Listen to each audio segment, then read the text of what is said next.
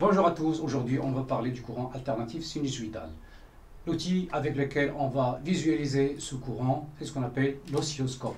L'oscilloscope, c'est un appareil utilisé pour étudier une tension continue ou variable en fonction du temps.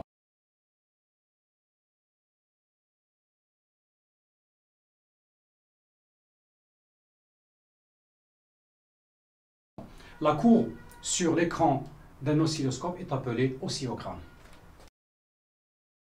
Sur l'oscilloscope, vous avez deux axes, l'axe de temps et l'axe que vous allez lire la tension. L'axe horizontal, c'est pour le temps, l'axe vertical, c'est pour la tension. Vous avez sur votre écran de l'oscilloscope deux boutons, l'un qui va contrôler le temps et l'autre qui va contrôler la tension. Le premier qui va contrôler le temps, on l'appelle la base de temps, c'est la sensibilité horizontale, et sur l'axe vertical, vous allez le contrôler avec le deuxième bouton où on appelle la sensibilité verticale. La sensibilité verticale, on peut la choisir comme échelle pour l'axe des temps et on la note tout simplement SV. Cette sensibilité verticale prend comme unité volt par division. Deuxième point qu'on va discuter, c'est la différence entre tension continue et tension alternative sinusoïdale. On commence par la tension continue et on réalise l'expérience suivante. Comme vous voyez sur le schéma, nous avons deux bornes, une borne positive et une borne négative. Le bleu, le fil bleu, c'est le négatif et le rouge, c'est le positif. Sur l'écran, on va voir un trait continu.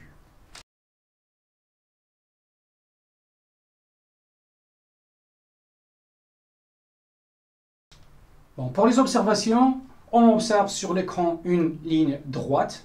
Donc la conclusion, la tension délivrée par une pile est une tension constante, continue. Elle impose un seul sens pour le courant dont l'intensité est constante au cours du temps. Passons maintenant à la tension alternative sinusoïdale expérience. On utilise un générateur de tension qui ne comporte pas de bornes positives et négatives. Les observations sont les suivantes.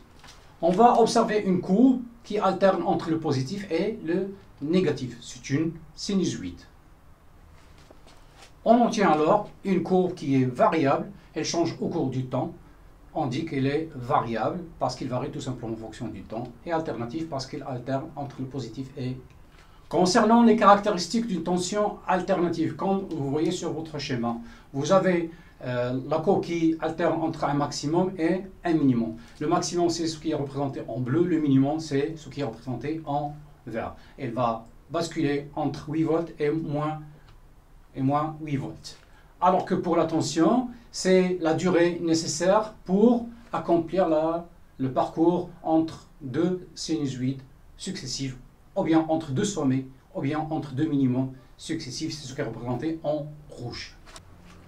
Bon, maintenant, pour lire votre tension maximale, vous allez utiliser le bouton sensibilité verticale.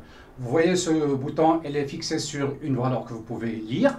Regardez le schéma et vous allez appliquer la relation U maximale égale la sensibilité verticale fois Y. Y, c'est le nombre de divisions à partir du centre de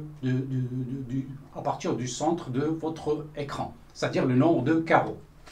La tension maximale notée Umax, c'est la tension maximale en volts. Le bouton SV, c'est la sensibilité verticale. Elle est exprimée en volts par division. Et Y, c'est ce qu'on appelle la déviation verticale par rapport au centre de l'oscillogramme. La valeur efficace, c'est ce qu'on mesure avec le voltmètre. Ici, c'est 220 volts. La valeur maximale et la valeur efficace sont reliées par la relation U maximale sur racine de 2 est égale à E efficace.